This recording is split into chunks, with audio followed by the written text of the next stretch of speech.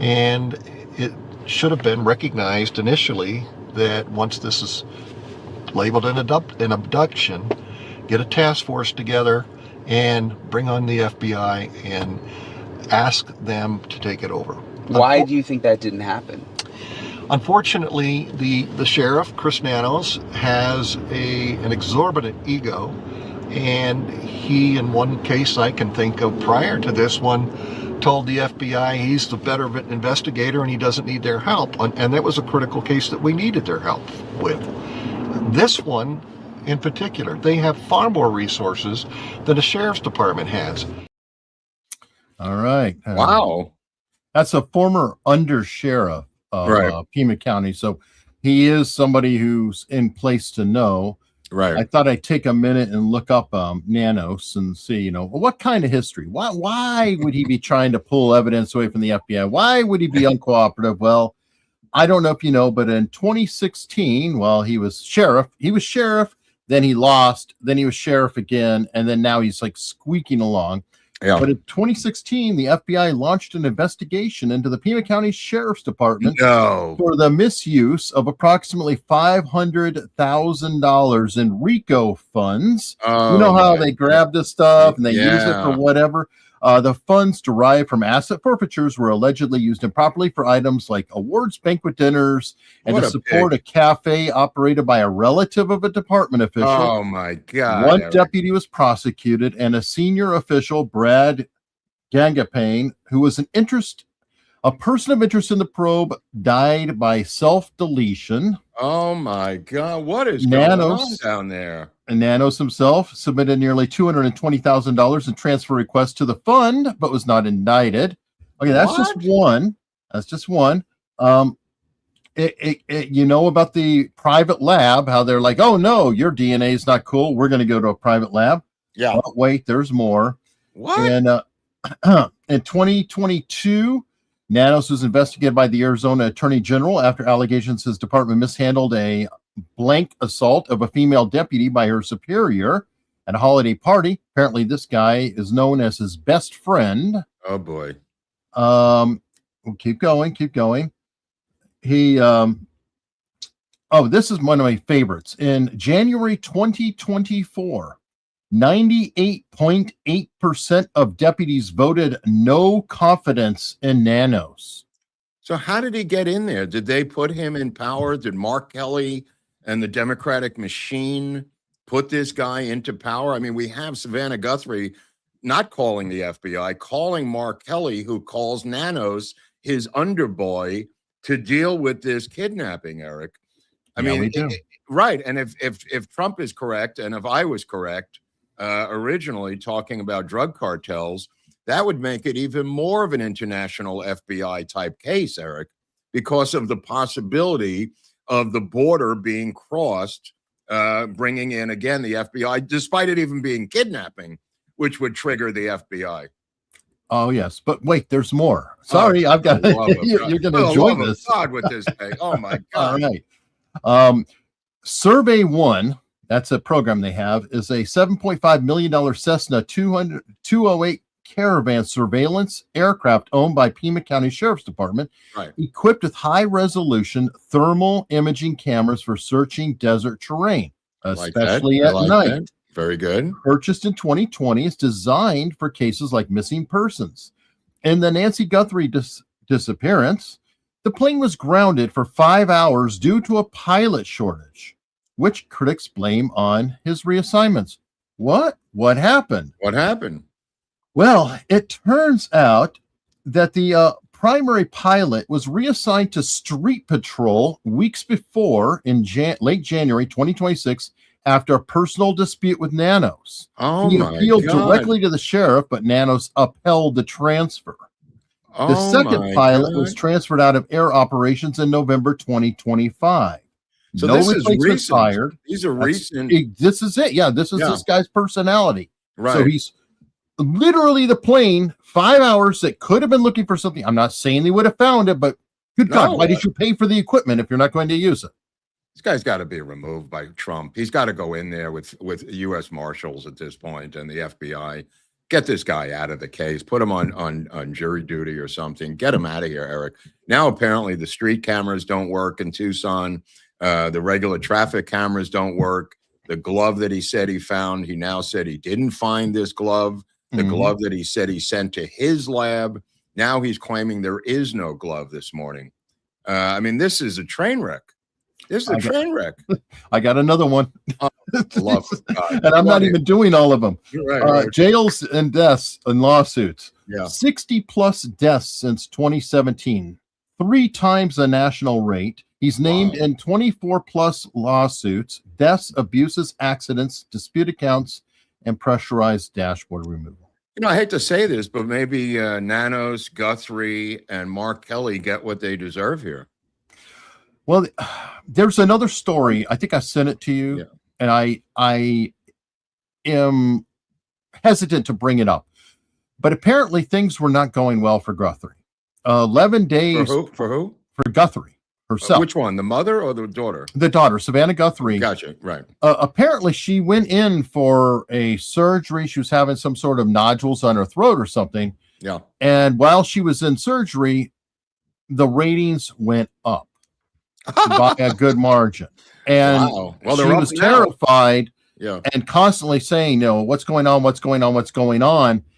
And there's a Daily Mail piece of the staff just kind of venting on her. And that's kind of ugly when you consider the current situation for them to say this.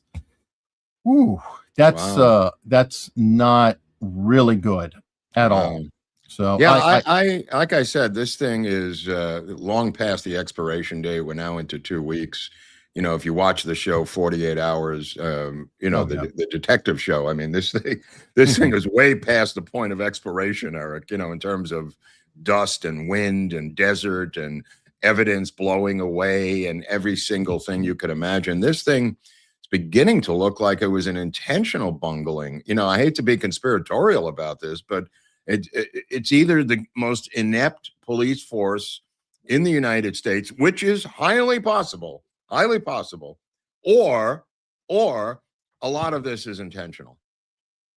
Yeah, I hate it. It's my hometown, but it's not pretty. It is not. And the latest is Harvey Levin, whatever. Yeah. He's got another rant. Okay, this is a weird situation. This is not a note from the kidnapper. No. This is a note from somebody who says, I'll tell you who it is.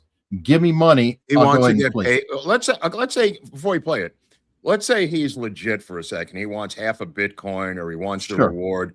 He may be someone who has been cut out of the loop by the kidnappers saying, I'm going to get paid no matter what, you pieces of crap. And maybe he's legit. Go ahead. He could be, and that's not unheard of for somebody to flip for an award, but it's interesting. TMZ has obtained a third email from the man who claims he knows the identity and the location of Nancy Guthrie's kidnapper, and he has now upped his demand. We know it is the same person who wrote the other 2 notes because the Bitcoin address is identical. Wow. So he says that he is going through TMZ because he does not trust law enforcement. He's essentially saying, you don't trust me and I don't trust you. I got to point out something, though. Yeah. From what I understand, the DoorDash driver that they busted in that town, they tracked him because of movement on that Bitcoin address somehow. So interesting. I'm kind of going, how in the world? Interesting. These guys might be smarter than we perceive them to be. What he is suggesting is by the FBI upping the reward to $100,000, it was designed to discredit him. He says, quote, to discredit me. So what he is saying is he now wants the following. He wants 1 fraction of a Bitcoin worth $50,000. And for that, he says he will give up the name and location of the kidnapper.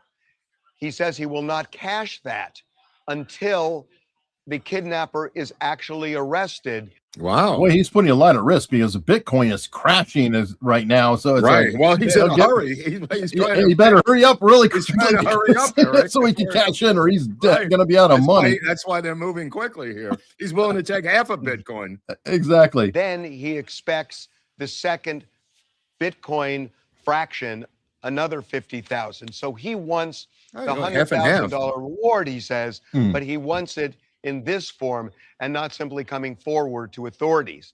He has a variety of reasons on why he doesn't want to come forward to authorities, one of which is interesting. He says it's because that it could compromise his possible freedom. And Yeah. there we go. Well, I wonder Yeah. why would it Yeah, why- compromise your freedom? Right. Unless there's a let me warrant say, do you for think something these else. are real? These seem such complicated communications to be bullshit. You know, I mean, this is not like somebody saying, "Give me the money. My name is Joey." I mean, there's a lot of meat on this bone, Eric. Is there though? I mean, honestly, it's so easy now. You know, like when they were talking about the perfect, grammar, it's like, well, you can run it through AI. It's so easy to do communications now with the VPNs, everything Okay, else. let's talk about the guy who's currently in prison right here in Los Angeles County who tried to do it last week. Okay. I mean, it's not so easy. He was immediately arrested by LAPD and the FBI. Why take this risk? Well, not everybody is talented at doing work online. So, Yeah, in fairness, I mean, again, look how long it took them to find the quarterings swatter. They have swatters that do this for like few years, and they don't get caught. So right, it but this is depends on the pretty person. This is pretty high profile case. Oh, absolutely. Right. I mean, do you really want to try to do this? Well, and again, we Not don't you even know. personally. Would you really want to get involved in this thing? Well, you could also be from a foreign nation, and what are you Okay. going to do about it? That's another thing. With the Bitcoin, it's so decentralized that if anybody can get their hooks into anything, even if they hack somebody's computers and learn information about whatever's going on in the investigation, they could leverage this information and always ask for that or whatever. That's just another way it could be. No, you're right. You're right. I'm sticking with the Mexican drug cartel straight across the border. Could be back of the trunk. hard to find them too. Well, that's never going to happen. So, right. Yeah, that's what I think happened there, and I think this is an extension of this. I think this is another fuck you to Trump and his attempt to destroy the Mexican drug cartels, saying to the United States, we're going to take a high-profile hostage and kidnapper. You're saying Mexican. Somebody emailed me, and I was like, that might be a good point. Who said it's not Maduro? Well, they could be linked. I'm not saying it's not, Right. but I'm saying it is a fuck you to Trump and I'm using the generic Mexican drug cartels as a generic, but drug cartels in general as a fuck you to the United States media and to Trump himself, who again was asked today if Mexican drug cartels were involved in this, and I think he said highly likely or possible or something. I've got it. He didn't really answer it directly. Yeah. Actually, he said it perfectly. It was something that we've said, which is essentially really brilliant or an idiot. Yeah, it's one of the two, which is possible.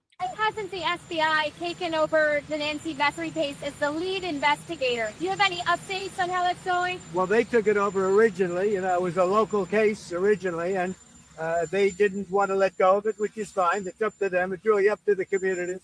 But ultimately, when the FBI got involved, I think, progress has been made. Do you think the cartels are at all involved in Nancy Guthrie's case or another nation state potentially? You can't say that yet. It's a little bit early. But it's somebody either do what they were doing very well or they were rank amateurs. Either way, it's not a good situation. He's right. It's either rank amateurs or total pros. Which it's like, you know what, Cash Patel, learn from your boss. Yeah, the boss knows. That's a perfect answer. That's a great answer. That's a great answer. He gave nothing away. He gave nothing away. Didn't interfere with the investigation. That was perfect. So I don't know, but it's ongoing, and a lot of people are getting upset about the case, and I understand that when there's like, okay, this has been wall-to-wall coverage for now how many days? How many citizens get to have wall-to-wall coverage? How is this one so special that they're getting all of it? And it's a valid, question and criticism. It's surprising, and of course it's a member of the media. It's kind of like the Oscars. How many times do movies get nominated for an Oscar when they're about Hollywood? This is kind of the same thing, I feel. What do you think? Well, I don't know about the Oscars, but this is a high-profile kidnapping. We haven't had a high-profile kidnapping in many years, and it's a high-profile case. It's magnified because she was a beloved morning news anchor, not really that brutally political as other members of her team are. Savannah Guthrie, and this is just my take on it. I mean, Savannah Guthrie is not considered to be a beast in terms of far left politics. She's kind of like a much more milder member of that NBC team over there. So she does have her fans, and as a Today Show person, and interviewer, she's been considered to be friendly to both sides. So that being said, it is a high-profile media kidnapping. I think if it was, somebody, on Fox's daughter who was kidnapped, you'd see a lot of people also jumping around. Well, it is the media, and the media cares about themselves, is what I'm saying. Yeah. And as far as you're saying about the non-political, well, in fairness, good. It's a morning show. Yeah. A morning show is supposed to be what late night TV is supposed to be, not contentious, kind of fun. Let's wake up, everybody. Have a wonderful day. Blah, blah, blah. It's supposed to be kind of chipper and uplifting as a whole, not overly political. But I don't know. We'll see what happens. Now, I know you sent me or told me about Greg Kelly. Greg Kelly apparently is starting to discuss what we were discussing in 2024. As of I'm good to see him. Good to see him. But anyway, I have the whole segment. We can go. Let me just set it up, because Greg Kelly, to his credit, believes there was a conspiracy to kill JFK, and like many, has been deceived by the goalpost moving a number of years ago, where he believes that Oswald was part of the conspiracy. That was the goalpost moving 15 years ago. Kelly is not an expert in this area, so I can't really, critique his expertise compared to ours, Eric, in this particular area. But he has made some links here that I did not see coming, that's for sure.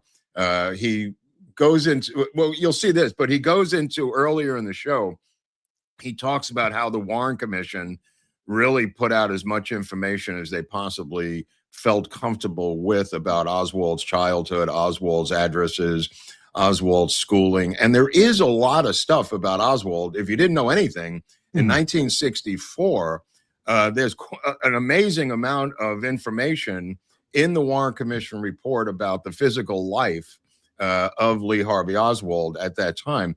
He contrasts this with the zero amount of information with Matthew Crooks.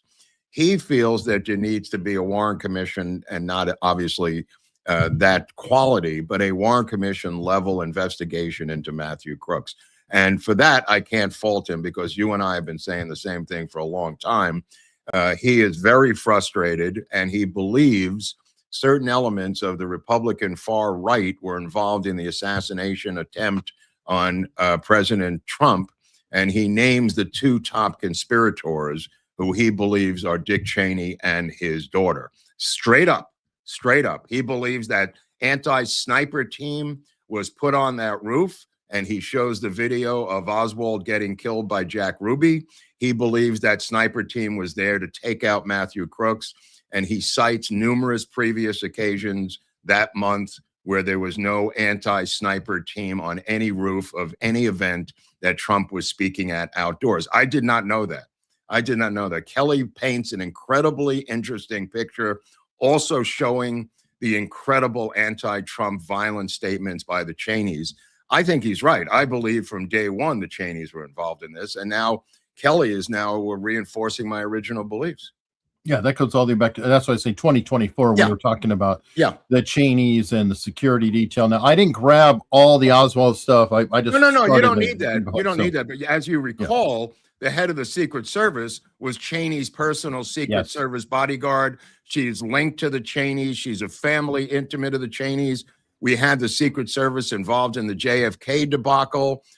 So again, it's always been the Achilles heel of the president is his Praetorian Guard around him. And this woman answered no questions, disappeared into the night.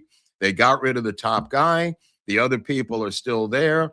There was no questions about taking out Matthew Crooks, why there was an anti-sniper team at only this event.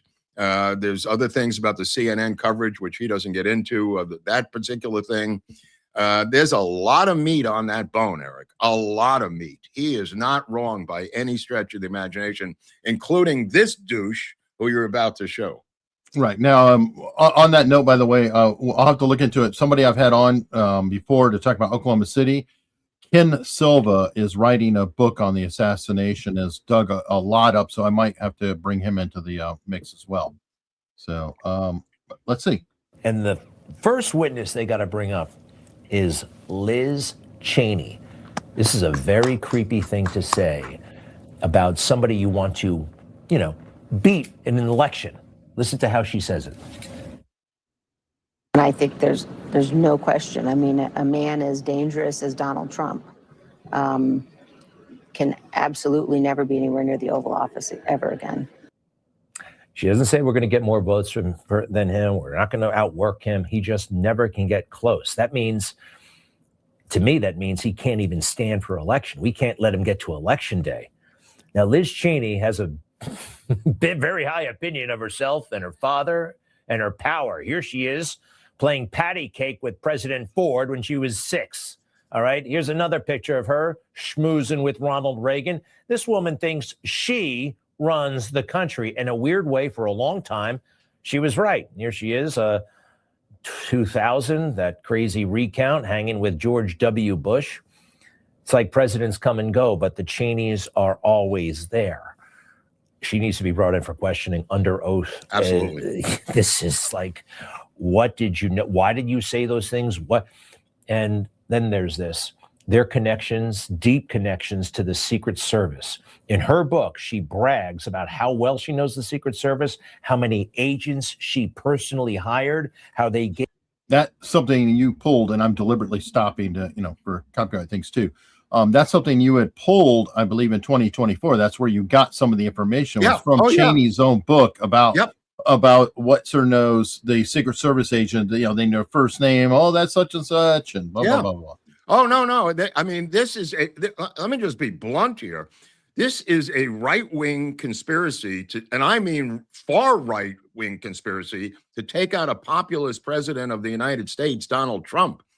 These Bush Cheney people, and I don't even blame Bush because it's just a name.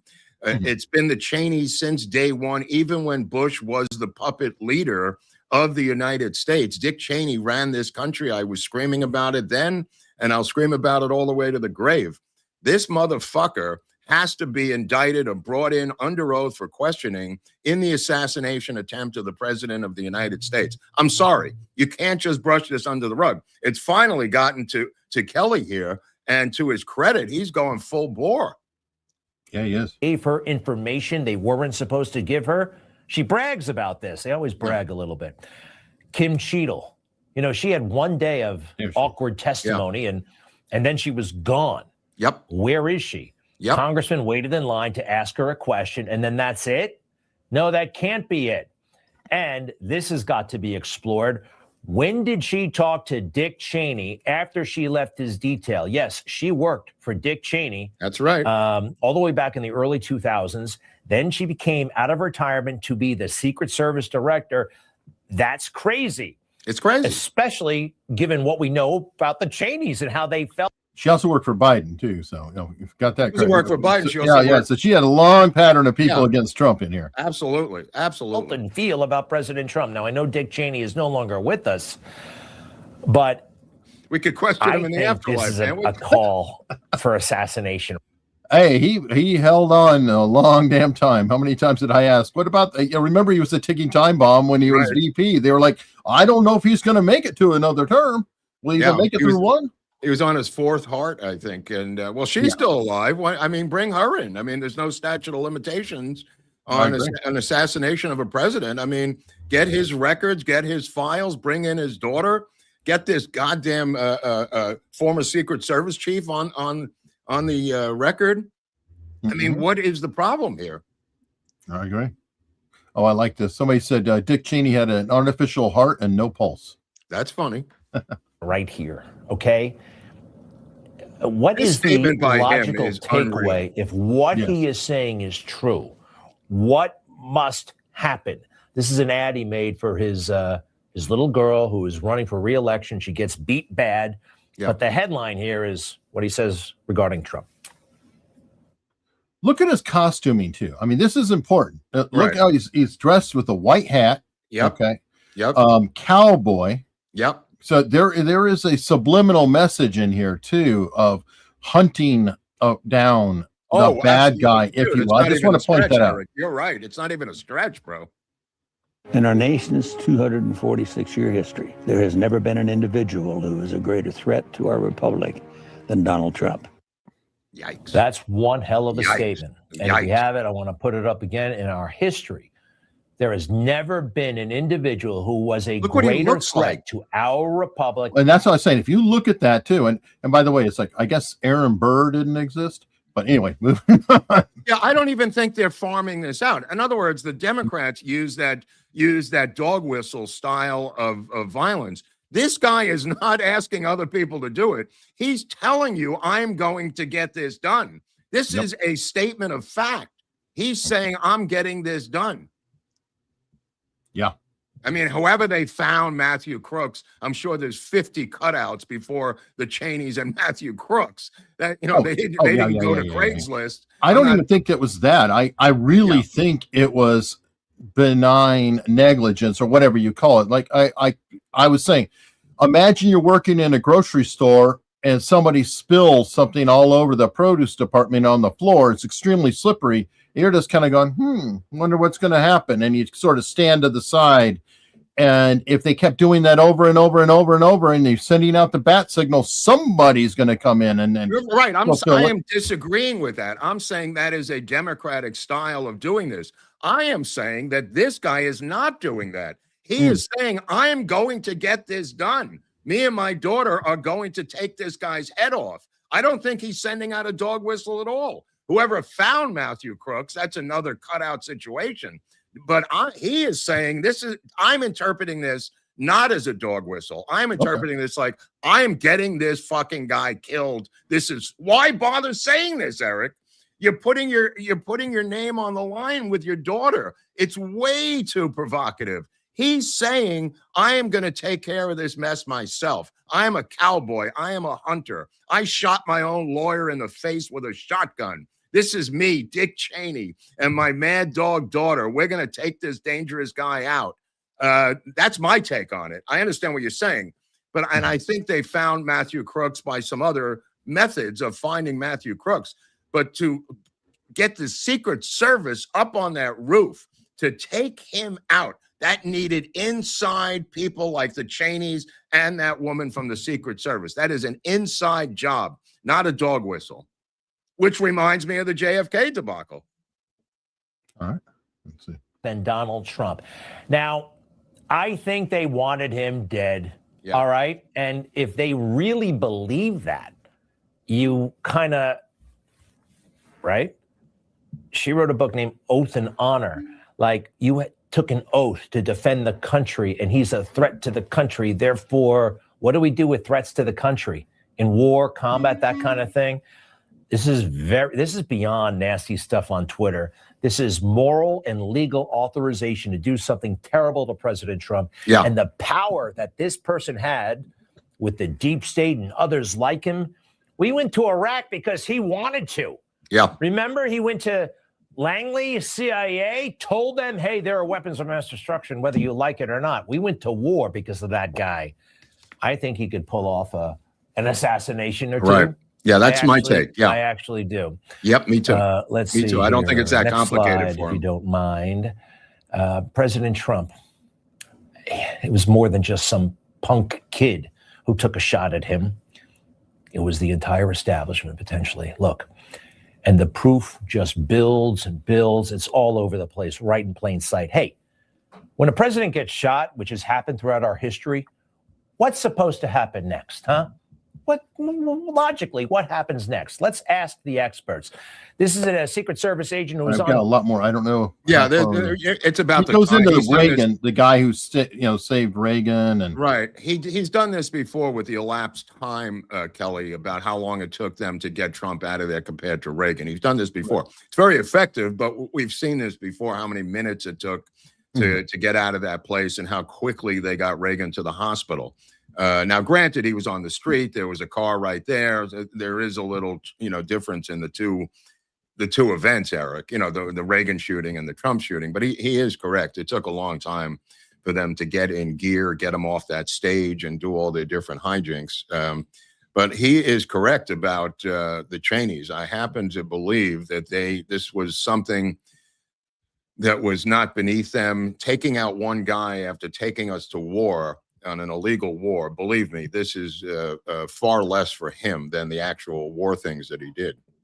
By the way, I've been on the site, and it's interesting that it took a while to get him out, because it's sort of, I hate to say it's like Dealey Plaza, but it's sort of like Dealey Plaza. It's not big. Yeah. The site itself was not that big. They had the, bleacher thing, but over where the vehicles were, there really was not that much to, get the vehicle and get the hell out of there.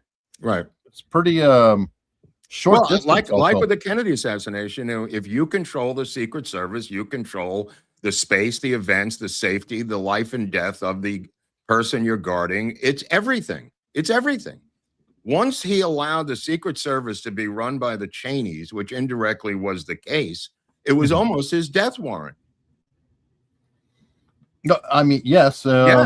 Yes, and he's the guy who's head of his details, head of the Secret Service. So there's not that big of a gap there. No, so. I know they simply cannot clean house. I mean, it's just beneath their skill set to clean house anywhere of any agency on any planet on the earth. I mean, it's just breathtaking. That their loyalty to not to human beings, their loyalty to institutions is terrifying. Terrifying. The FBI is one, the CIA is one, the IRS, the DHS, every freaking institution. We're now seeing the DOJ every day in the news. It's just nonstop. They cannot clean house in any of these places. Well, we'll change a couple of people on top, and that'll be good. 36,000 FBI agents. They can't all be bad apples. Well, going up the ranks, absolutely. If you're in the middle, sure. So, okay, so I'm going to shift gears here and look into another case. I think it's interesting. Obviously, Epstein Files is going to be all day, all the time. There's a big deal made about the redactions, and good old Rokana and Massey, the partners, they swing like together, they have good time, they're dancing, dancing partners. That's the way I put it. Anyway, Rokana, February 10th, let me read the tweet, and I'll play the little video clip. Rep. Thomas Massey and I forced last night the DOJ to disclose the identities of 6 men. Okay. And he rattles off the names. I share details of what more we learned to hold the Epstein class accountable. So let's see. He's very proud. He got them to say the 6 names. And I'm sure people have heard about the 6 names. Here we go. Mr. Speaker, yesterday, Congressman Massey and I went to the Department of Justice to read the unredacted Epstein files. We spent about 2 hours there, and we learned that 70 to 80% of the files are still redacted. In fact, there were 6 wealthy, powerful men that the DOJ hid for no apparent reason. Okay. When Congressman Massey and I pointed this out to the Department of Justice, they acknowledged their mistake. And now they have revealed the identity Speaker, of these six Price- powerful men. These men are Salvatore Navora, Zorab Mikoladze, Leopig Leonor, Nicola Caputa, Sultan Ahmed bin Sulayem, CEO of Dubai Ports World, and billionaire businessman Leslie Wexner, who was labeled as a co-conspirator by the FBI. Now, I wanted to have him say the names. That's Right. on congressional record. He said the names. Right. It's on record. You can't get Okay. that out of there, right? Right. Good one. Okay, so here's a follow-up tweet from him as of this afternoon. Okay. I appreciate J. Sweet Lee's reporting confirming today that Salvatore Noara, Zorab, I don't know if I'm saying the names right, so I'm just going to say the four of the names, were just part of a photo lineup and are not connected to Epstein's crimes. God, you piece of shit. I Oh wish my DOJ God. had provided that explanation earlier instead of redacting, then unredacting their names. They have failed to protect survivors, created Oh my confusion for God. innocent men, and have protected rich and powerful What a abusers. douchebag. So What a I just wanted to douchebag. point that out. So good job there, buddy. You Way to released go. people in a lineup who had nothing to do with anything, and you're so happy, so proud. You wonder why I was opposed to all this, and this is every day it's becoming more and more apparent why I was opposed to this whole sideshow. Yeah. Anyway, I didn't know if you had seen that. I wanted to share that with you. No, I did not. I did not, but I am not surprised that, I mean, him teaming up with Massey is now down to 15 defenders who live in Kentucky who are conservative Republicans on Twitter. They're still towing the Massey party line of the incredible integrity of Thomas Massey. It's just, they will not, and it's the same thing with some Tucker people. It's the same thing with some Candace people. They just will not die. This is the hill they're going to die on. Thomas Massey Mountain. His attacks on Trump, his attacks on the Republican Party, his holdouts for votes, his teaming up with Ro Khanna, nothing diverts them from the integrity of Thomas Massey, man of Lincoln, Kentucky, of Illinois and Kentucky, and living in a log cabin or whatever his cockamamie story is. It's enough already with this guy. It's enough. Well, I think there's been some deep investigation, and this is what you call a callback. Yeah. There's been a deep investigation in exactly what is happening with Massey. Okay. And this individual, the Golden Age Times on X, has revealed it to us. He's actually morphing. Oh my God, what is he? Oh my God, look at that. It's the same person. Holy crap. Problem solved. Oh, Thomas Massey Cheney, TMC. Anyway. That's great. Oh yeah. You had actually sent me, and somebody else had sent me. I'll have to find it.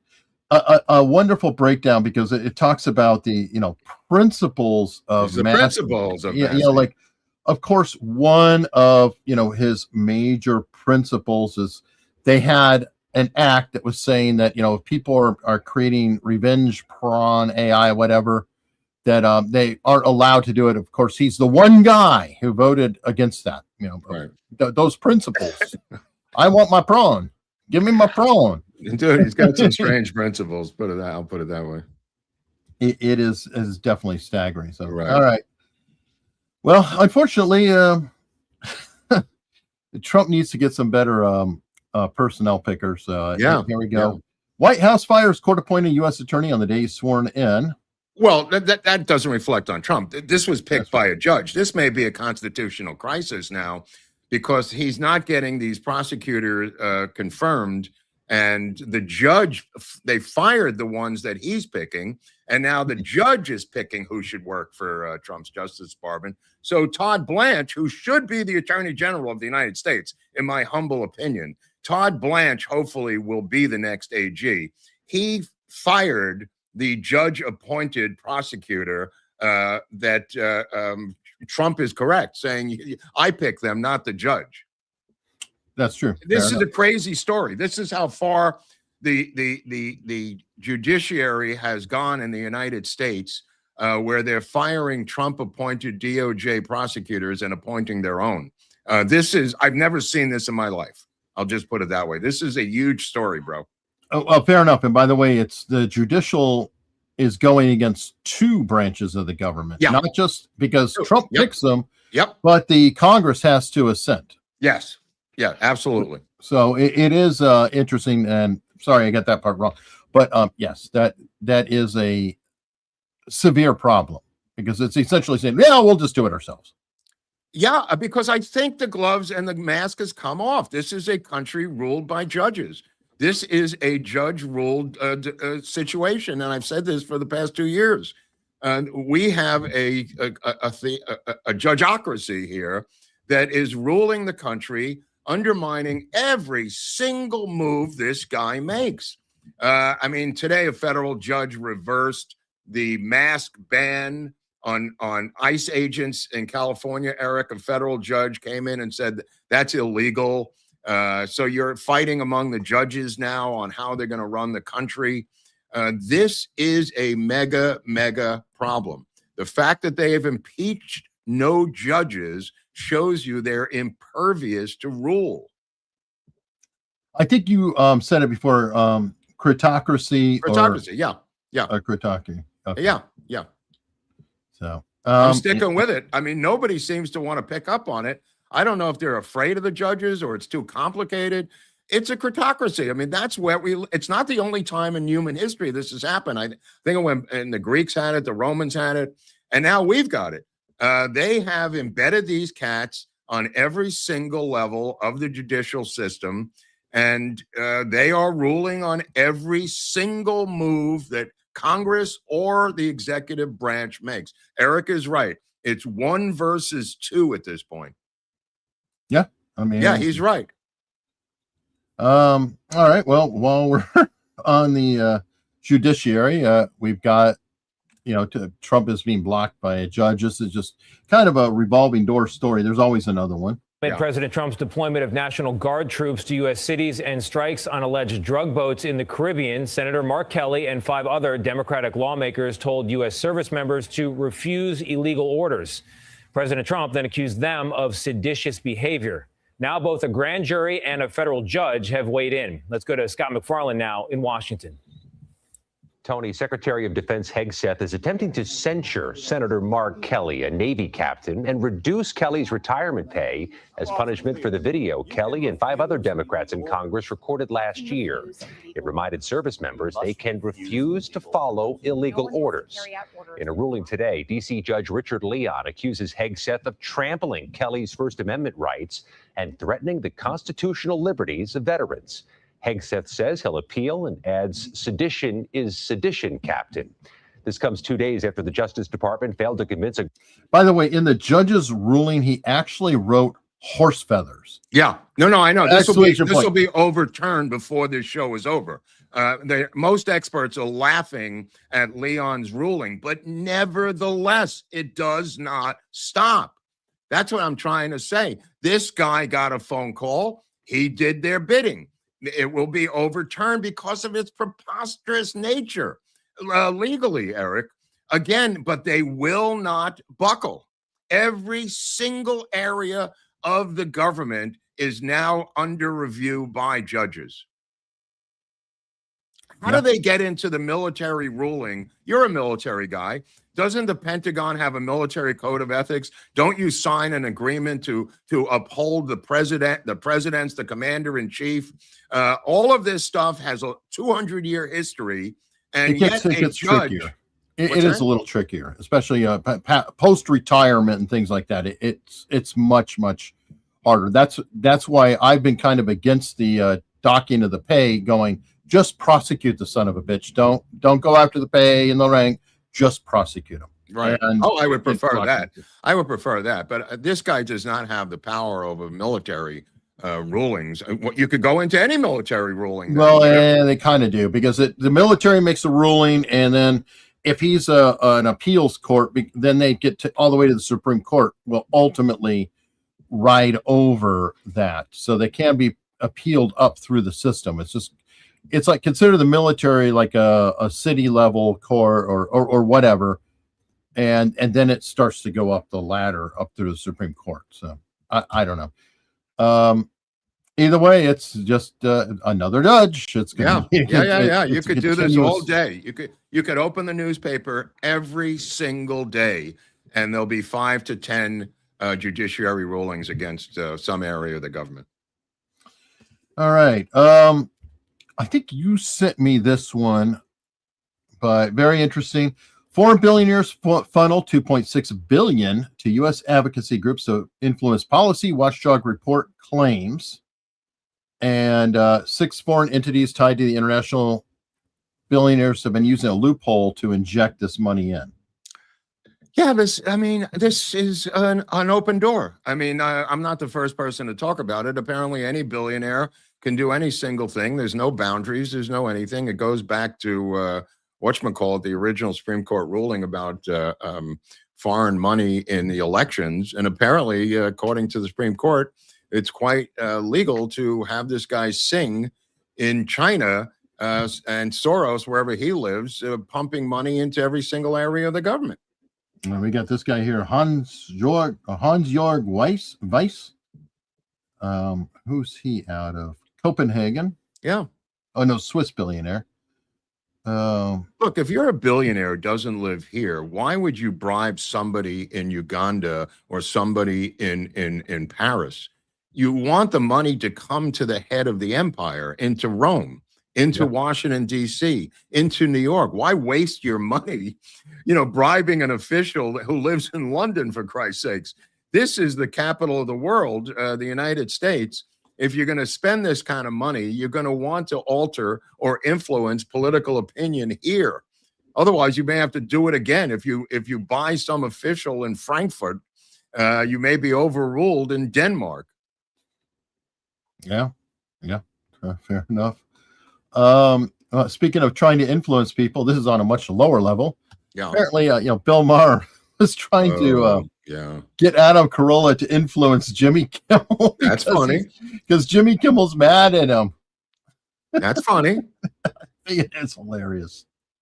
Did you say somebody else here too? Oh, because Jimmy Kimmel's wife or something? Yeah, Maher called out his wife, Molly McNeary. Yeah, she's the brains behind the Kimmel family. She's the producer of the show. And the reason Jimmy Kimmel is not Adam Carolla any longer politically, it's because of his wife and her running that show. Again, it's female crazy Trump derangement syndrome. They will eventually get divorced, I predict. Once that show ends, they will get divorced. Yeah, I think she might go all the way back to the Man Show with him or something. Yeah, she was a producer very as early. a PA. She started as a PA, way down. Started as a writer, a PA writer, then producer, then megalo dinosaur Trump hating influencer, which is almost redundant. Yeah, yeah, he's a prisoner of war, bro.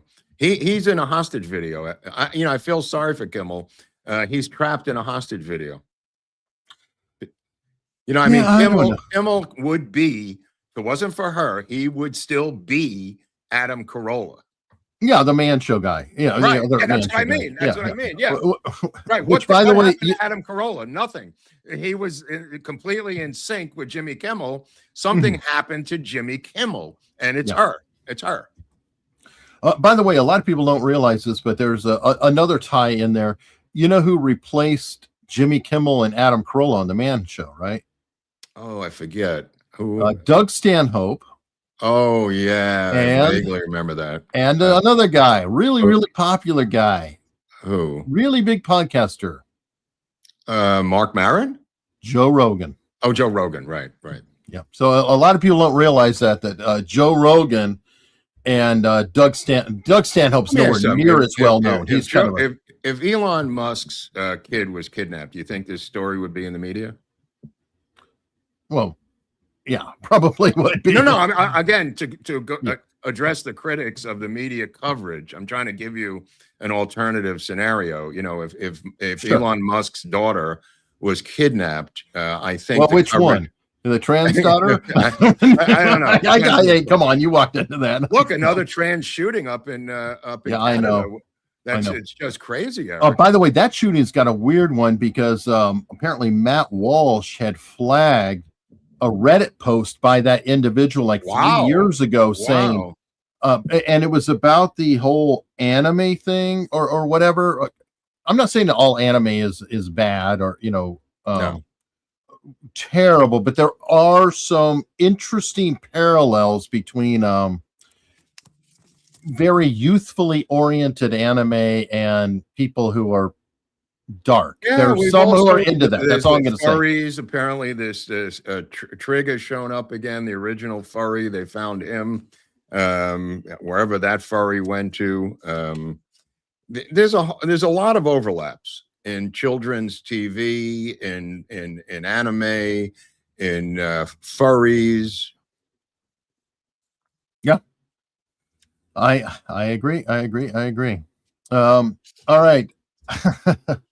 More proof of Virginia becoming California East, unfortunately. Whoop, whoop, whoop. Here it is. Virginia So law approved marijuana sales legalization. It's the tax. It's to get the tax money, Eric. They don't give a shit what the damage does. They would legalize prostitution if they could get away with it. This is the next best thing. Listen to the numbers here: 16-6 vote, 5-2 vote. Yep. And what's interesting is it's already medical. Yep. Part of it is existing medical cannabis operators can enter the adult use market if they pay a $5 million licensing conversion fee. Ooh, that's a good chunk. That's a nice little this piece guy, Steve Hilton out in California, I don't know if you have this story. He had a press conference yesterday. He's created his own California Doge unit, who's running for governor against these band of gypsies. I know Pratt has something that's Doge oriented. I don't have the Hilton one. Well, the Steve Hilton one on Fox, he had a press conference up at Sacramento yesterday. He has brought in a woman to be his California Doge investigator. And the first breaking news story he came up with was a $374 million siphoning by the Democratic Party from the cannabis tax that was brought to Sacramento, the money that was supposed to go to substance abuse. That's where the money that everyone voted for on the ballot initiative. They have taken that money and siphoned it into dozens and dozens of Democratic NGOs around the state. Steve Hilton has called them out on this. And like the Palisades Fire fundraiser, which was not a legal ballot initiative, but the closest thing you could say towards this particular case, this was a legal tax voted on by the people of California to direct the tax money to substance abuse recovery, Eric. The Democrats took that money and spread it out for voter registration and Democratic voting initiatives over multiple NGOs around the state. Kudos to Steve Hilton yesterday. It's not surprising at all. It's like all the lottery money that's supposedly let's go to roads and education.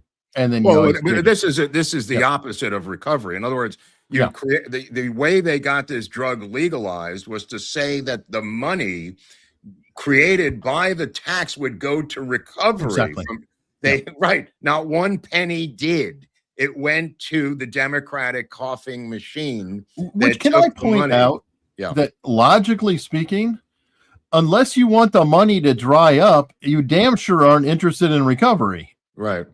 It's like, the whole concept when we of saw that. Nick Shirley in the last episode that we did, the guy was giving him Narcan and then a crack pipe as soon as he woke up. Exactly. That was the street level version of this mega rip of $374 million by the California Democrats, caught by Steve Hilton, the British gubernatorial candidate, which leads into the Mel Gibson phony candidacy story yesterday. I don't know if you followed this. A phony Mel Gibson website said that he was running for governor. It turned out to be a fraud.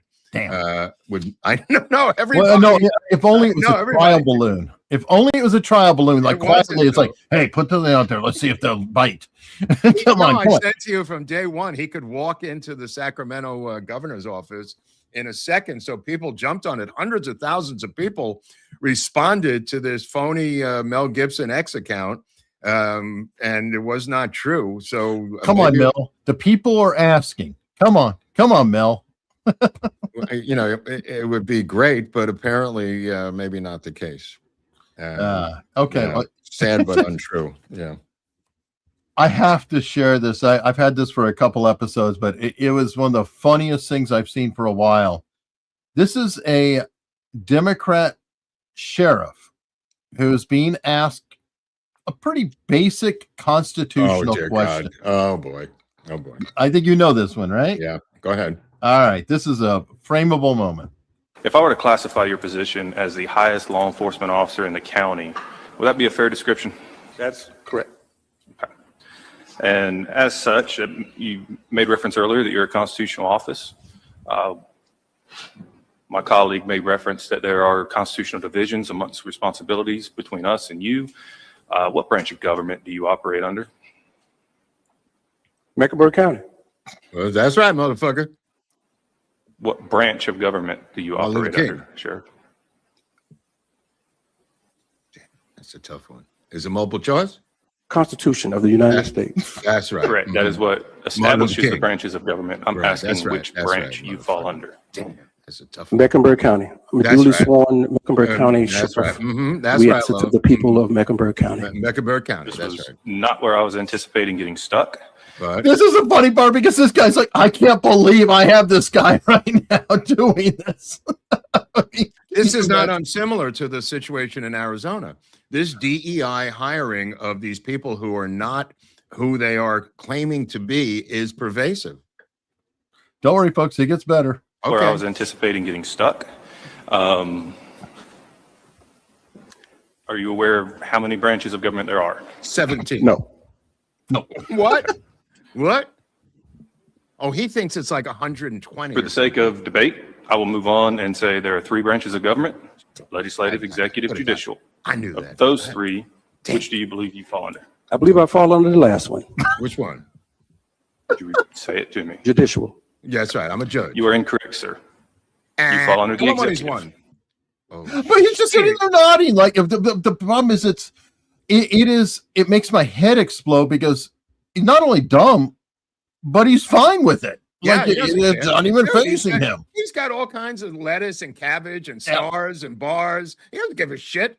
He's at home with his shoes off watching ESPN every night. This motherfucker has absolutely no interest in his entire job. He's a political hack appointee who was put into power, can't read or write. He probably has an IQ about 79. Mm-hmm.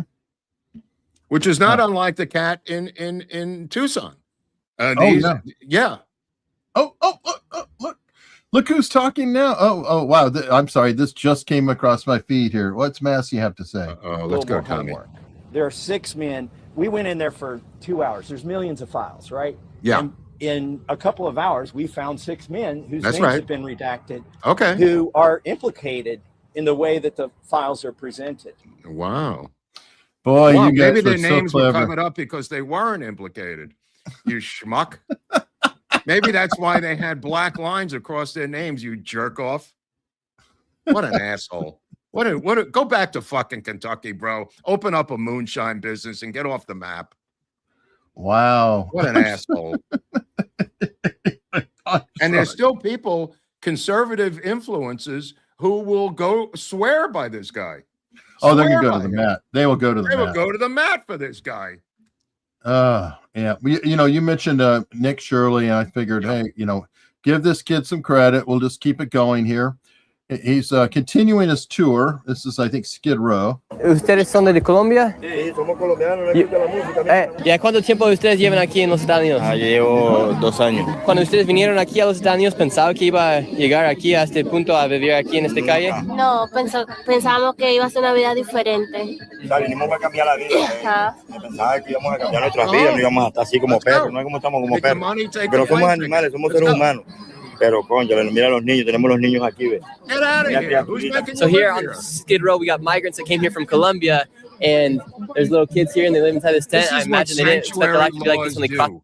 They are protected by right in back of this street is Mayor Karen Bass. They are protecting them so they are untouchables.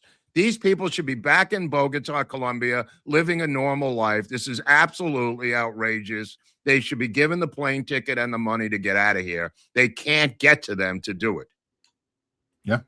To the border. ¿Ustedes pensaban que cuando cruzaron por la frontera eso iba a ser la vida? No. No. Y Dylan, ¿te gusta vivir aquí en los Estados Unidos? No. Ya, entonces ustedes pasaron por mucho para llegar aquí a los Estados Unidos y ahora están viviendo en carpas aquí en uno de los más peligrosos lugares en todo el mundo. ¿Y tu calidad de vida está mejor aquí que fue allí en Colombia? En Colombia, estoy 1000 veces mejor en Colombia. Well, let's go. Get them out of So here. help them out. Help them out here. Let's go. Everybody knows this. Anyway, his Spanish is Tons pretty of these good. people here. Yeah, fantastic. Absolutely I like fantastic. This guy Shirley's a rock star. Yeah, he definitely is. There's so much more meat on the bone here than there is in frozen tundra, Minnesota. Here, I mean, we've got them brazenly doing this out in the open here. We're not hiding in some sort of building somewhere. We've got our stories right out in front. Let me tell you, this New York Post, California Post, just killing it here, Eric. Just killing it now. Every day, story after story. It's almost like journalism was invented all of a sudden out here, and they're like, Mark's so happy he's going to be like on a high for a while. It's just so great. I mean, they're just after their asses now. It's like, you know, they fired their guns and the British kept it coming. There wasn't quite as many as there were a while ago. Oh God. A battle hymn of the Republic. Wow. All right. Well, okay. Speaking of a battle, Well, it wasn't hymn the battle hymn of the Republic, but nevertheless. Yeah, that was. No, it wasn't. What? The country song by Johnny, what's his nose? I thought that was battle hymn or something. No. All right. They fired their guns and the British kept it coming. There wasn't quite as many as there was a while ago. The battle hymn of the Republic is, you know, somebody say Battle of New Orleans. Sorry. Battle of New Orleans. Yeah. Okay. Sorry. It's a battle. It's definitely a battle, but it's now Los Angeles. Yeah. Johnny Horton. Thank you. Johnny Horton. Did you see this Robert Kagan little video on X, the conservative military husband of Victoria Nuland, drawing the line in the sand for the new war of the Soviet European Union versus the United States, something I've been talking about for months on this channel. Victoria Nuland's husband now siding with the Soviet European Union against us in the new Cold War, which I have been talking about. This is from Mike Benz. He came out with a Victoria Nuland documented amount of money, $315 million she's given as the head of the National Endowment for Democracy. She is now using that to buy influence on Capitol Hill, while her husband is putting out videos denouncing Trump as a conservative Republican, but more importantly, siding with the European Union against the United States in military language. This is the first time. Maybe you could play a little section of this. It's only a minute. Oh, yeah. Yeah, I mean, I think Europe is coming to the realization, but they certainly need to come to the realization that not only can they no longer count on the United States to provide the security guarantees that it has been providing for 80 years, but they really need to understand that the United States is now a hostile and potentially predatory nation under Donald Trump. Yep. So Europe is now in the predicament of facing an aggressor and a predatory empire to its east, but also now a potentially predatory, but certainly hostile empire to its west. And so that means Europeans really need to, much more quickly than I think they intended, strengthen themselves both militarily and economically so that they can protect their interests and their ideology, their belief in freedom and democracy and liberalism. Right, freedom and democracy, like in the UK. Are now coming from all directions. You know, it kind of makes me say, what exactly are I would someone needs to follow up and say, what exact step are you saying they should take? He's Because talking what, about what are arms you race. what are you arming them up for? Right. Well, why he do, wants to be part of an arms race for the European Union. That's what against us in the new Cold War, which I keep talking about. Talked about it yesterday when I was on Dr. Drew. This thing is not going to go away. This is a repeat of the USSR. It's now called the United, the Soviet European Union. Kagan is the leading neocon in the United States, and a complete warmonger who wants to be involved with arming and creating they already have nuclear weapons, through NATO, but he wants to have a arms race against the United States. I've been saying this. That's what he's saying out loud, what they've been quietly saying behind the scenes. And Mike Benz has pointed out with Victoria Nuland and the incredible, crazy operation that she runs over there now is at the National Endowment for Democracy, which is the CIA's arm to overthrow and take over countries around the world. the new USAID? Yeah. This sure is it not was. going to go away. This NATO thing that Trump has obviously stumbled and created with great intelligence. They do not represent our values. They do not represent democracy. They do not represent free speech. They have no First Amendment, no Second Amendment. This is the Soviet Union. And the sooner we start to address it, like Kagan is saying, the better off we're going to be. They hate our guts over there. True. All right. Well, I'm going to interrupt for this public broadcasting message here. Well, I always like to advise people on things like this. Be very careful about QR codes in the wild. Go. Notice. What is that? You can see somebody had a QR code sticker over this other QR code, and people are being dinged for thousands of euros. I don't like them. Oh my Lord. Okay. So you got to be careful with that. You got to be careful, obviously, of credit card skimmers at a gas station. Well, that's old school. Yeah. All of these are really those QR codes. I never felt comfortable with that. It's way above my boomer pay grade, Eric. I understand that, but while Mark is talking about being uncomfortable with QR codes, just want to let everybody know. Did you know that we have our own brands of coffee? Oh, this one looks if you want, you can scan out a QR code in the middle, and this will take you safely to Mundo's, where you can order the finest coffee out there. You could point right at your TV right now, and again, this is a good QR code. According to Eric. Yeah. That's right. It's supporting both of us. Thank you, Mark. The Supreme Breakfast Blend and the Magic Bullet Blend, our own custom-made coffees. Fantastic. I think you will definitely enjoy it.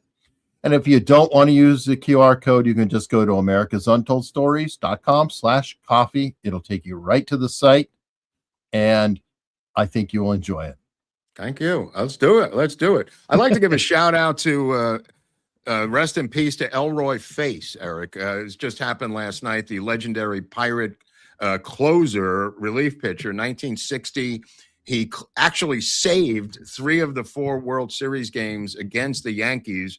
Elroy Face may have been technically the first closer in baseball history before they had closers.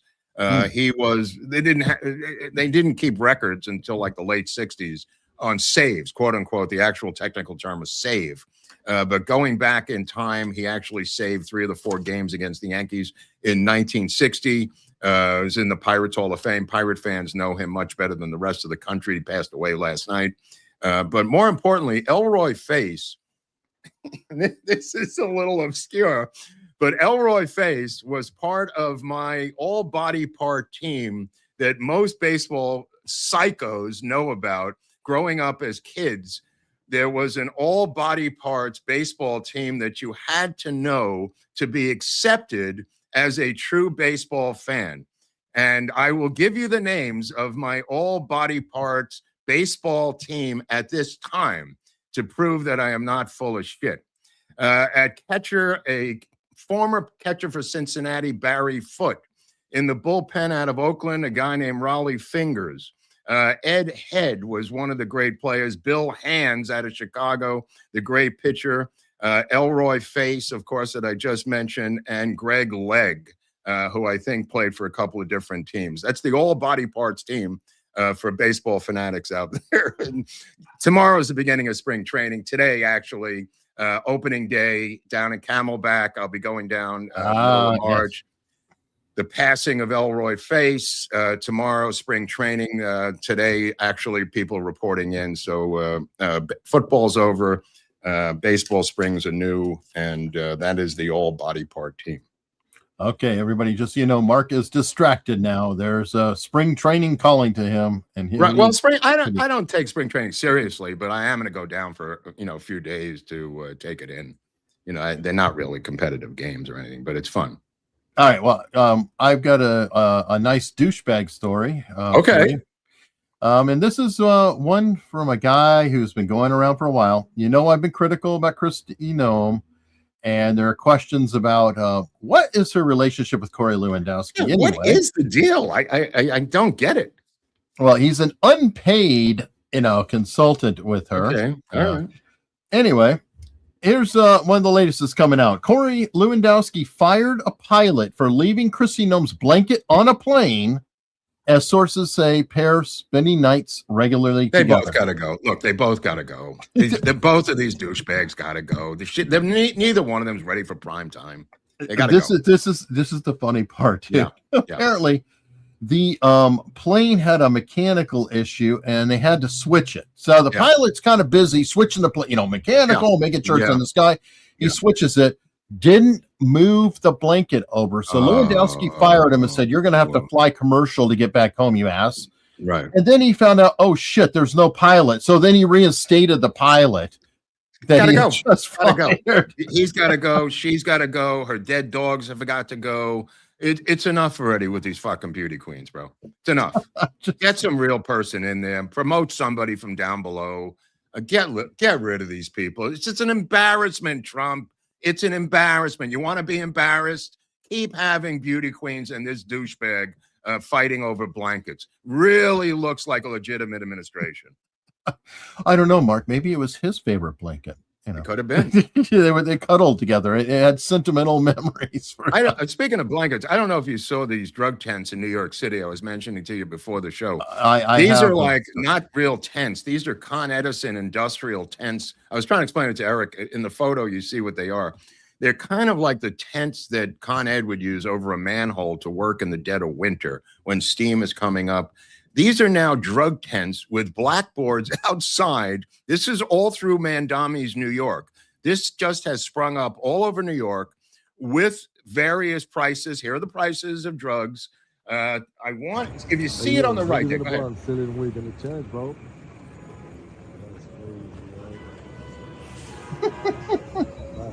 You can't make this up. You can't make this up. This looks like Queens. This looks like Astoria or something. They're all over the city. Here's a woman shopping at a drug tent in New York, reading the menu. Look at the little window. Look at the little window. Hey, yo, niggas in the Bronx selling weed. I love it. That might be the Bronx. Okay. I love it. Oh my God. This has gone so off the rails so quickly. Shops open. Come on in. Well, you can't come in, but at least they're in there in those industrial kind of tents. With their products. Fair enough, but on the same theme of shops, they have free groceries in New York now too. New York City gets its first free grocery store, but it's not exactly what Mom Donnie had in mind. Have you ever heard of Cowshy or Polymarket? This is Polymarket I've heard of. I didn't understand who was paying for this though. Polymarket is. Why? It's some sort of crazy ass promotion stunt to get people into whatever, doing Polymarket political odds. But I just think it's kind of hilarious. Oh my God, so bizarre. Almost as bizarre as a little further downtown, where they have removed the American flag at a historic landmark and put up the gay flag. No. This may be the firing of Fort Sumter down there, Eric, at Stonewall at the nightclub, which was declared a historic landmark with an American flag in front of it. They took down the American flag, put up a gay flag, and this is not going to stand down there. And this may be the battle to the death over this particular situation. It could be. And speaking of battle to the death, I've got my weekly AI story. You know, I'm interested in that. Go ahead. Well, it turns out that now Hollywood is really taking things seriously with AI. One of the open source AIs out there is called C-Dance for creating video clips. And there is a video out of Tom Cruise fighting Brad Pitt, and it went viral. Yeah. And so now the MPAA, or Motion Picture Association, is going after hard, massive infringement, because these are, you know, they're big money makers. They're like, oh, okay, this is going too damn far. Yeah. So C-Dance is Chinese. Good luck to you, Hollywood. You've been kissing China's ass for a while. Let's see how that works out for you. Let's see if China gives a damn about you. Sorry, bros. Maybe you shouldn't have lied down with dogs and gotten fleas. Yep. So I thought you might find that amusing. They don't like that. But well, there's also a San Francisco story where the mayor, I don't know if you knew this, there was a big blackout last month in San Francisco with hundreds of thousands of people for days not having an electricity. And the mayor secretly directed the electric company to turn on the power at the San Francisco Opera House first before any of the senior citizens or anybody else, simply because his daughter was in the Nutcracker at the San Francisco Opera House. A very, very strange Nepo story there for the mayor of San Francisco. Wow. Well, I mean, who's the heir to the Levi jeans fortune? Oh, that guy. That guy. Yeah, you got it. Who supposedly was going to run as a normal human and running as an elite, which is what he was before he was mayor. Yeah. Tough break. Yeah, he follows, you know, the great illustrious current governor. Yeah. Ugh, whatever. It's your state. What are you going to do? What are you going to do? All right. Well, let me see. We've got a few super chats, I think, to go through here. Starting with Anthony in Australia. He has his thoughts. Trump's fault.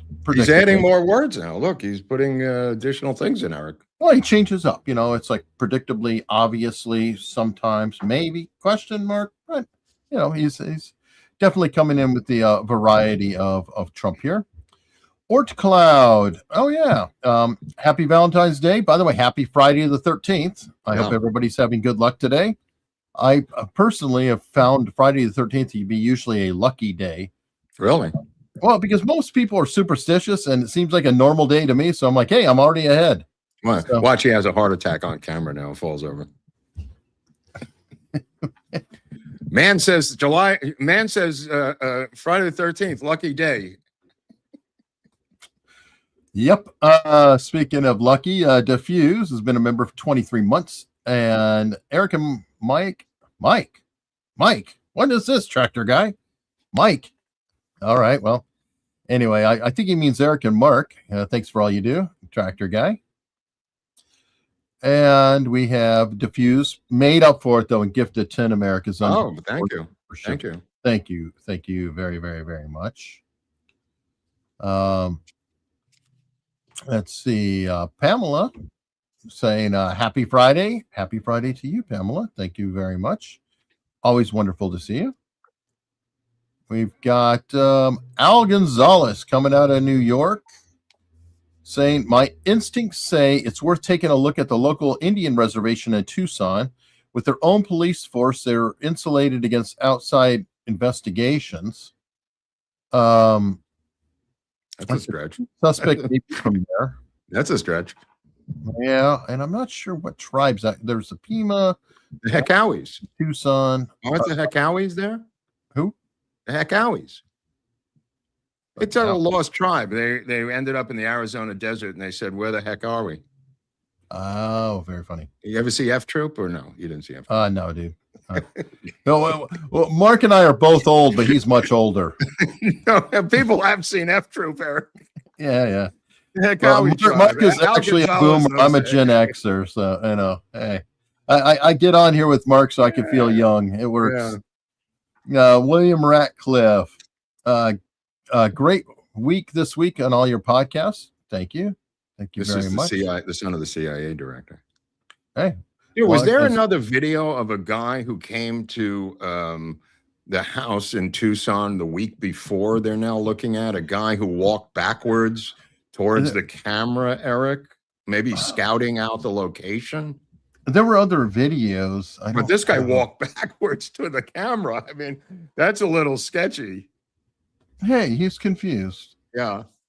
It might have been a location scout, to suss it out, I think. I mean, anything's possible. I know they released other. I haven't seen the other videos.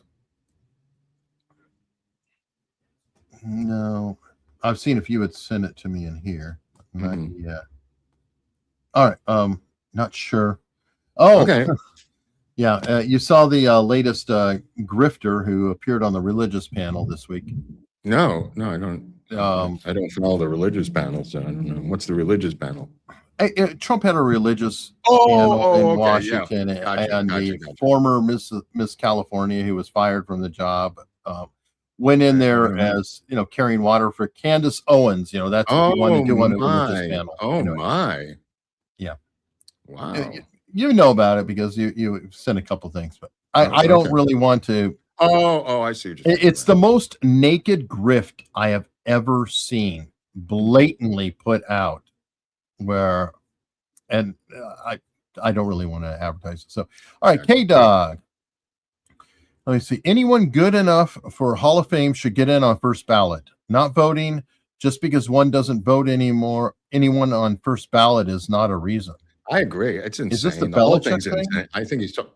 No, I don't know if he's talking about that or maybe he's talking about football Hall of Fame. It applies to baseball Hall of Fame too. For me, I agree. If you can't get in on the first ballot, you don't deserve to be in.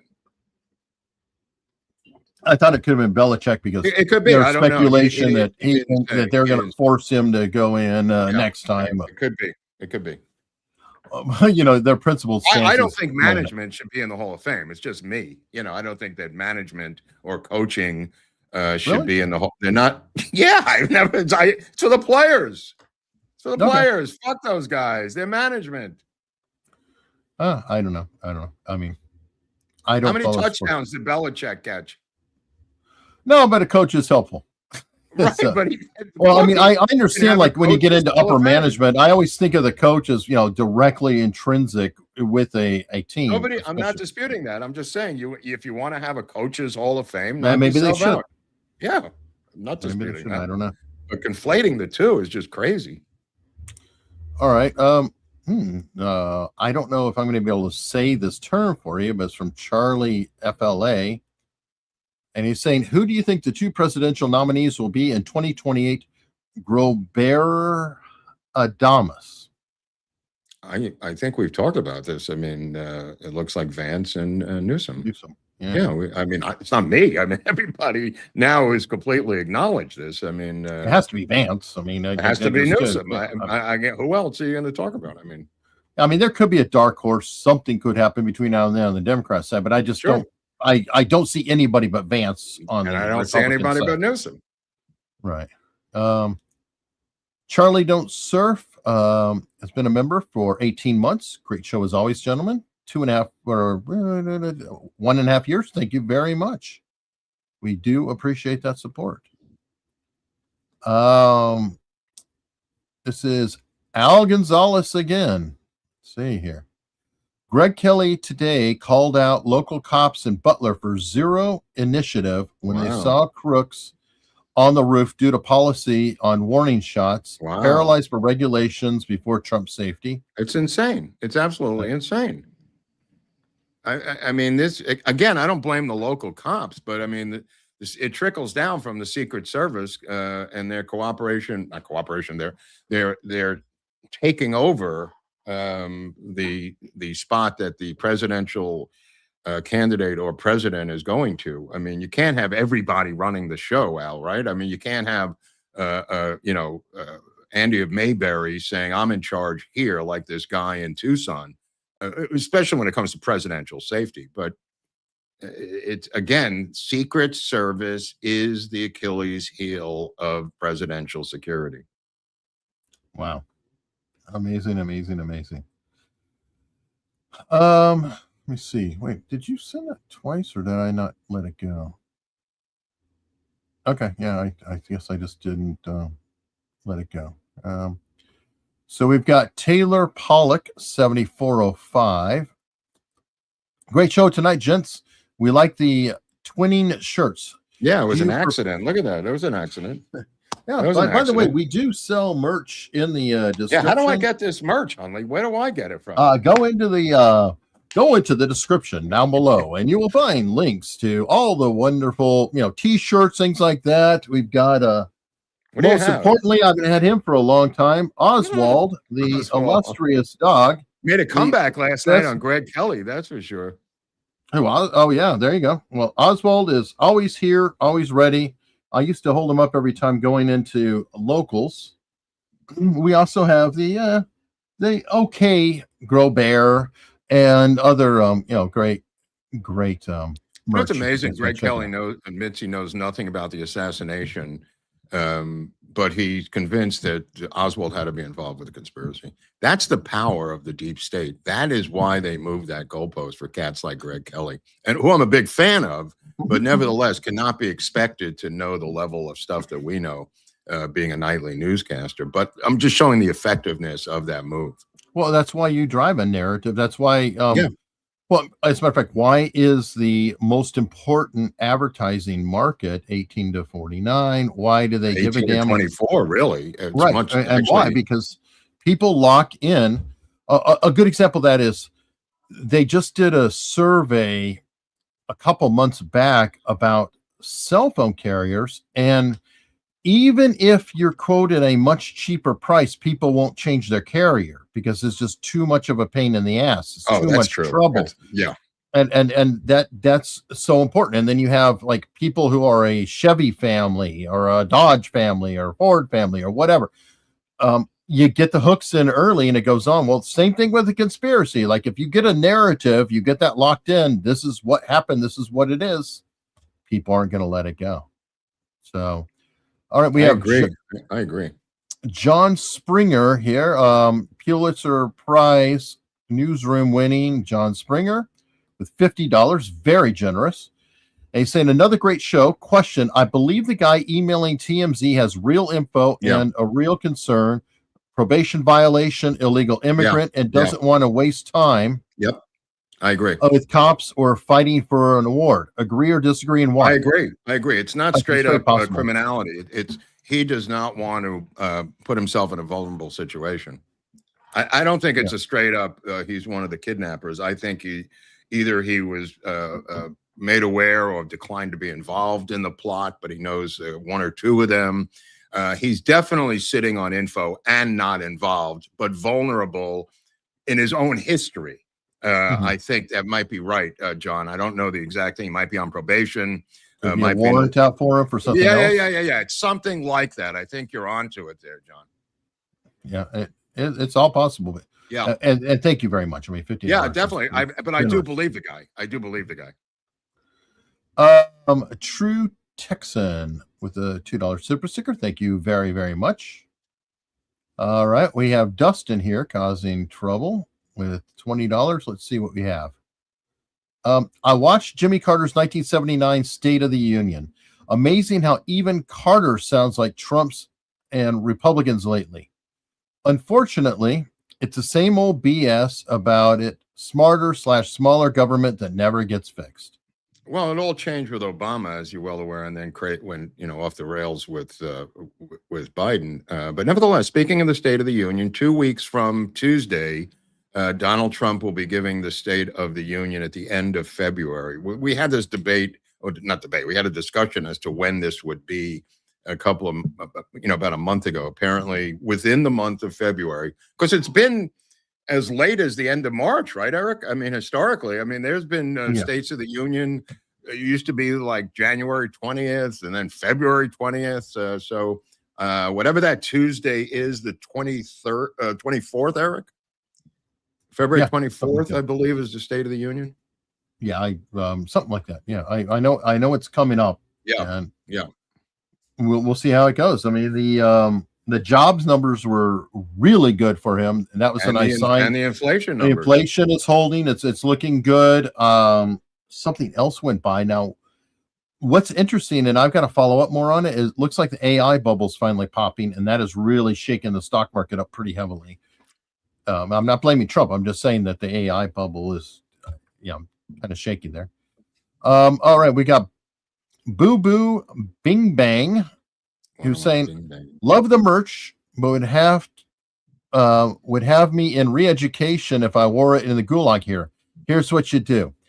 We actually have Oswald, and is an Oswald and Grobert in Tasmania. So in Australia, these guys are already here. So you could have a stealth Oswald inside the house, the patsy hidden away, right, just in case. But anyway, but thank you very much. Is he in Australia, the guy? Or something? Yeah, that's for the currency. Let me tell you something. They are going batshit crazy down there. They have made illegal pro-Hamas and pro-Palestinian flags, pro-Palestinian and pro-Hamas statements, anti-Semitic statements. It was subject to 3 to 4 years in prison. And they are fighting the police in the streets right now all week. All white Australians punching each other in the face. This is a war down there. I am so shocked that Australia has done this. They have completely turned on the pro-Hamas, pro-Palestinian movement, making it subject to arrest, and they are arresting. And maybe the Bondi Beach got the lesson across. Bondi Beach got the lesson, and Netanyahu's been there talking to their people, and they've had a number of wealthy people talking to them about cutting off trade. They got the message, and they have made this illegal now, and they are not taking it well, the pro-Hamas people down there.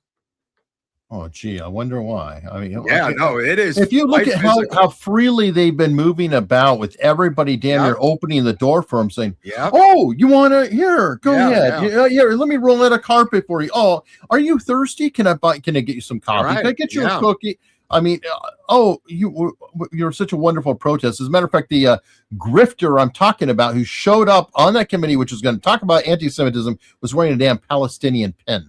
Yeah, well, they are. That's illegal now in Brisbane, and the arrests have already started to happen. So, I mean, keep an eye on this thing. I'm curious to see what's going to happen down there. Very exciting. Yep. Big Bill 767. Happy 133,000 subscribers. Great show. Well, thank you. And in the year 2075, we hope to be hitting a million, maybe 2074. It might be 2100. I don't know. Well, I'm not going to be around. I'll tell you that right now. I'm not going to be around. Well, it will be AI.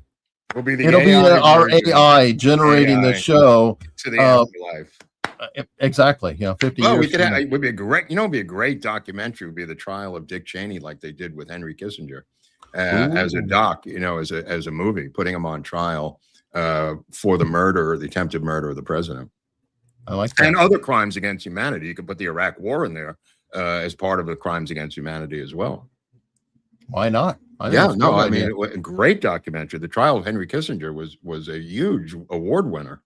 Yeah, and I mean, I know just the prick who can do it. I mean, I don't like the guy, but he is talented. Pagey Michael Moore. And Joel Gilbert. Yeah. Joel Gilbert should do it. Fair enough. Michael Moore's not going to do it, but Dinesh D'Souza could do it. Oh, for sure. Yeah. For sure. Yeah. Well, we are going to bring back the old pattern. I used to always hold up Oswald to say that we are heading over to locals, and Oswald typically leads the way. So that is where we are going now. Again, you can become a member on Locals for free, or you can pay to support us, get access to other goodies, the ability to post yourself, ability to comment, hang out in the chat, interact with other people. Listen to really Eric cool use foul language, which is apparently a new treat. That is the thing. I have a grill stream there. What I've started doing on the grill stream is opening it up as a Zoom session. So if people want to actually come and hang out and talk and, express ideas, thoughts, and things like that on Saturdays, I also do that for, paid supporters who are in locals. So if you guys want to have more, come consider checking it out. You can, again, check it out for free. Look around, say, hey, I like this and I want to support, or not. If you don't, that's fine too. When will we see them? Yeah, we'll see you next Tuesday. I just want to say, if you want commercial-free America's Untold Stories, you could watch it through Locals. You could watch it live, or I switched to YouTube Premium, and I'm never going back. I've had that for years. Yeah. No, but you're a tech face. You're a tech idiot. Come on. Well, I was going to say that I'm just a regular idiot. But one good thing about YouTube Premium is when we're demonetized, we still get paid from YouTube Premium. So if you have creators that are constantly demonetized and you hate ads and it's worth it for you, you may want to do it. You'll still get your creators paid a little bit. I'm just saying there's three other choices besides you coming in our comment section saying you're never watching us again later in the week because there's too many ads. Again, for the 90th time, giving you three other alternatives that you choose not to do. There you go. Okay. So we're heading over to alternative number one. Local. Alternate number one coming in. Whoop, whoop.